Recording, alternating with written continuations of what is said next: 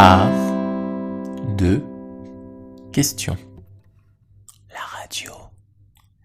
De l'art, des questions, du blabla qui fait du bien. Par Matteo Rakowski.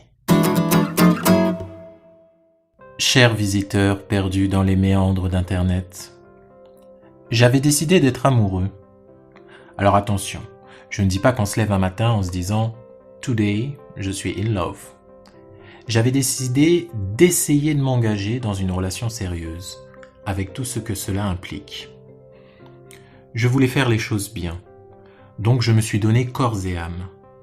Les petites attentions qui paraissent ridicules, petit déjeuner au lit le matin, être capable de parcourir des kilomètres pour l'être aimé, les concessions, l'envie de se conformer à ses désirs, à ses fantasmes. Et puis j'ai découvert des aspects de ma personnalité dont j'ignorais l'existence. Une jalousie maladive, un besoin de contrôle, peut-être même une forme d'emprise sur l'autre. Nous avons rompu. C'était dur. Mais je ne saurais dire si c'est la rupture ou le changement qui m'a fait le plus mal. Une rupture n'est jamais facile, surtout quand on est celui qui, entre guillemets, aime le plus. Aujourd'hui, tu l'as compris, on parle rupture. Et comme c'est un sujet complexe, on commence par une définition. Rupture. Nom féminin. Fait de se casser, de se rompre. Exemple, la rupture d'un câble. Ou bien, cessation brusque de ce qui durait. Exemple, rupture des relations diplomatiques. Je trouve la première définition assez juste. Quand une relation cesse, c'est bien quelque chose qui se casse. Un lien d'abord. Je concevais la relation comme une aventure. On sait plus ou moins quand ça commence, mais on ne sait pas vraiment où on va aller, ni comment va se dérouler le voyage. Il ne faut pas croire que l'on connaît l'autre. L'autre nous échappe toujours, et nécessairement. Dans les fragments d'un discours amoureux, Roland Barthes parle d'un épisode tout à fait intéressant dans certaines relations. Il appelle cela « le petit point sur le nez ».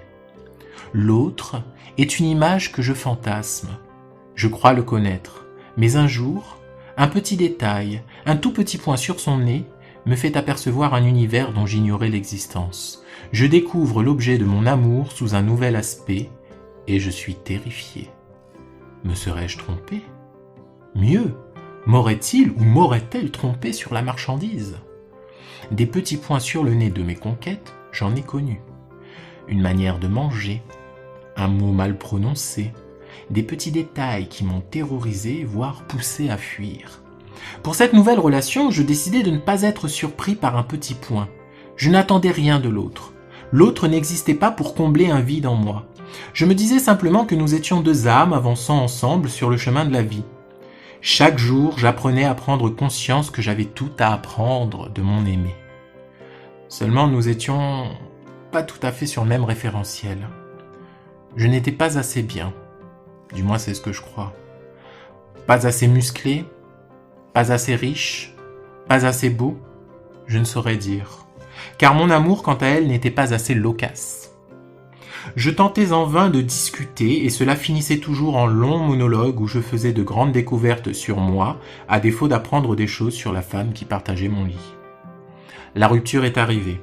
Et ce n'est pas seulement la relation qui s'est rompue, c'est moi. C'est moi aussi. Quelque chose s'est cassé en moi.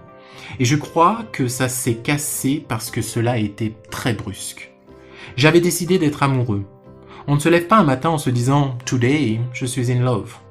D'un coup, j'ai dû cesser de croire que j'avais atteint une connaissance suffisante sur l'amour. D'un coup, la relation diplomatique relativement cordiale que j'entretenais avec une partie plus sombre de moi prenait fin. Au final, j'avais théorisé ma relation pour me préserver de la souffrance. Mais il est fort possible que l'amour soit toujours et irrémédiablement une errance ou quelque chose comme ça. Je ne sais pas. En vrai, je suis triste. J'ai enregistré cette émission pour faire mon deuil. Toi, la rupture, l'amour, quel est ton avis ? L'espace commentaire est ouvert. Fais-moi part de tes réflexions, parce qu'il y a un seul truc sympa dans les ruptures, c'est le réconfort des amis. À bientôt.